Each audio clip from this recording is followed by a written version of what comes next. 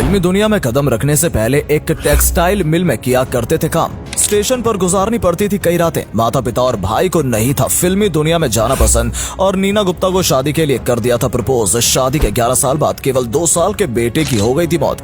बड़े पर्दे पर सभी को हंसाने वाले सतीश कौशिक की रियल लाइफ काफी उतार चढ़ाव भरी रही है, लेकिन उन्होंने अपने दर्द को कभी एक्टिंग के बीच नहीं आने दिया। मिस्टर इंडिया से लेकर राम लखन तक कई फिल्मों में उनके किरदार को आज भी याद किया जाता है। बॉलीवुड की दुनिया में सतीश कौशिक मुत्तु स्वामी के नाम से भी मशहूर हैं। सतीश कौशिक आज किसी पहचान के मोहताज नहीं है। उनका जन्म 13 अप्रैल 1956 के दिन हरियाणा के महेंद्रगढ़ जिले में हुआ था। उनके पिता नौकरी के सिलसिले में परिवार के साथ दिल्ली में शिफ्ट हो गए थे। सतीश की पढ़ाई लिखाई और परवरिश दिल्ली में ही हुई। स्कूल की पढ़ाई पूरी करने के बाद उन्होंने दिल्ली यूनिवर्सिटी के किरोड़ीमल कॉलेज में एडमिशन लिया और अपनी ग्रेजुएशन पूरी की। सतीश को बचपन से ही फिल्में देखने और एक्टिंग करने का काफी शौक था।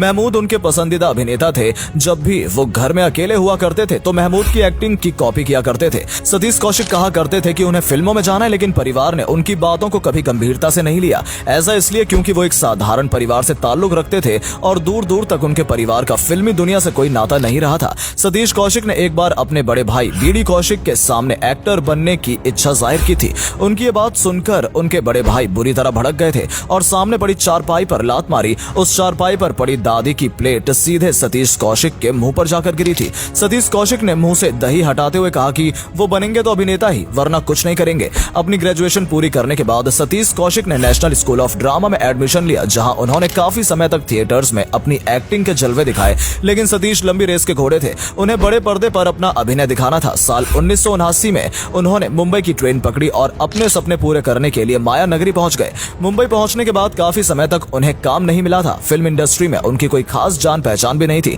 नेशनल स्कूल ऑफ ड्रामा के कुछ दोस्तों से उन्हें थोड़ा बहुत सपोर्ट मिला था। सतीश ने पृथ्वी थिएटर में काम करना शुरू कर दिया, लेकिन मुंबई में रहने का खर्च काफी अधिक था, जिस कारण उन्होंने टेक्सटाइल मिल में काम करना शुरू कर दिया था। सुबह से लेकर शाम तक वो कपड़े की मिल में काम किया करते थे और शाम के समय थिएटर में एक्टिंग करते थे। कई सालों तक उन्होंने संघर्ष किया और उन्हें इस संघर्ष का फल साल 1983 में मिला। सतीश कौशिक ने साल 1983 में आई फिल्म मासूम में शेखर कपूर को डायरेक्ट किया। इस तरह असिस्टेंट डायरेक्टर के तौर पर उन्होंने अपनी फिल्म करियर की शुरुआत की। इस फिल्म में उन्हें अभिनय करने का मौका भी मिला था। इसी साल वो जाने भी दो यारों, मंडी और वो 7 दिन जैसी फिल्मों में भी नजर आए थे। फिल्म में जाने भी दो यारों में सतीश कौशिक ने स्क्रीन राइटर की भूमिका भी अदा की थी और फिल्म के डायलॉग्स लिखे थे। उनकी एक्टिंग में मासूमियत नजर आती थी। हर रोल में वो जान फूंक दिया करते थे। कॉमेडी कैरेक्टर हो या फिर कोई गंभीर किरदार, हर रोल में वो बिल्कुल फिट नजर आते थे। उनके डायलॉग्स में भी काफी गंभीरता साफ नजर आती थी।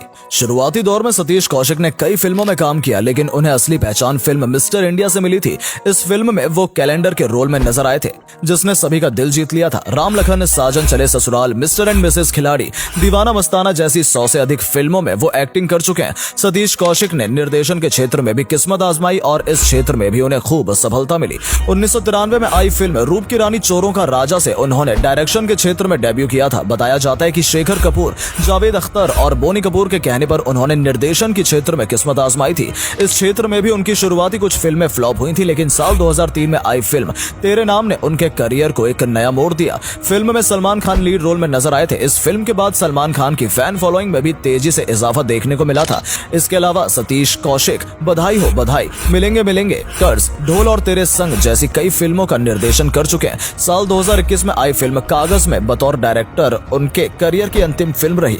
डायरेक्शन के साथ साथ उन्होंने एक्टिंग भी जारी रखी। साल 2022 में आई फिल्म शर्मा जी नमकीन में वो ऋषि कपूर के साथ स्क्रीन शेयर करते नजर आए थे। सतीश कौशिक की निजी जिंदगी भी काफी उतार चढ़ाव भरी रही है। करियर के शुरुआती दौर में उन्हें नीना गुप्ता से प्यार हो गया था। नीना गुप्ता के सामने उन्होंने शादी का प्रस्ताव भी रखा था। उस समय नीना गुप्ता प्रेग्नेंट थी। नीना गुप्ता और विवियन रिचर्ड्स के रिश्तों ने उस दौर में खूब सुर्खियां बटोरी थी, लेकिन विवियन रिचर्ड्स ने नीना गुप्ता और उनके बच्चे को अपनाने से मना कर दिया था। नीना गुप्ता ने अपनी किताब में इस बात का जिक्र किया है कि सतीश कौशिक ने उनके सामने शादी का प्रस्ताव रखा था और कहा था कि यदि बच्चा काला होगा तो किसी को शक भी नहीं होगा। हालांकि नीना गुप्ता ने उनका प्रस्ताव ठुकरा दिया था। साल 1985 में सतीश कौशिक ने शशि से शादी की थी। शादी के करीब 9 साल के बाद उनके घर में बच्चे की किलकारियां गूंजी थी, लेकिन 1996 में सतीश को अपनी जिंदगी का सबसे बड़ा सदमा लगा। उनके 2 साल के बेटे शानू की बीमारी के कारण मौत हो गई थी। सतीश कौशिक उस समय अपने करियर के पीक पर थे।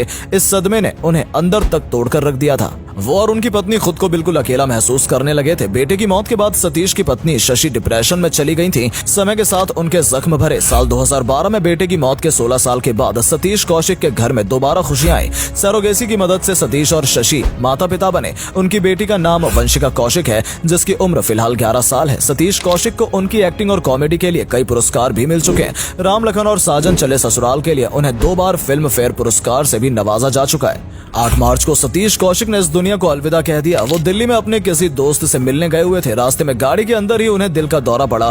तुरंत ही उन्हें फोर्टिस अस्पताल ले जाया गया, लेकिन उनकी जान नहीं बच सकी। सतीश कौशिक की मौत से पूरी फिल्म इंडस्ट्री में शोक की लहर दौड़ पड़ी।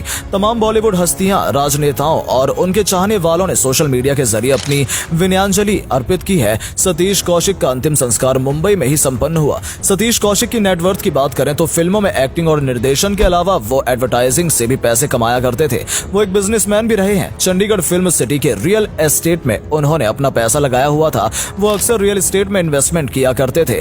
मीडिया रिपोर्ट्स के मुताबिक सतीश कौशिक अपने पीछे करीब 40 करोड़ रुपए की संपत्ति पत्नी शशि और बेटी वंशिका के लिए छोड़ गए हैं। सतीश कौशिक जल्द ही कंगना रनौत की फिल्म इमरजेंसी में नजर आने वाले हैं। फिल्म की रिलीज से पहले सतीश कौशिक ने दुनिया को अलविदा कह दिया। यह फिल्म 20 अक्टूबर 2023 को बड़े पर्दे पर रिलीज होगी।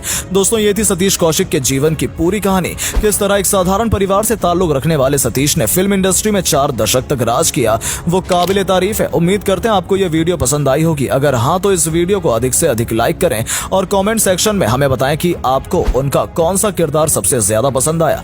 आज के लिए इतना ही। आपसे फिर मिलेंगे एक नई वीडियो और ढेर सारी रोचक जानकारी के साथ। धन्यवाद।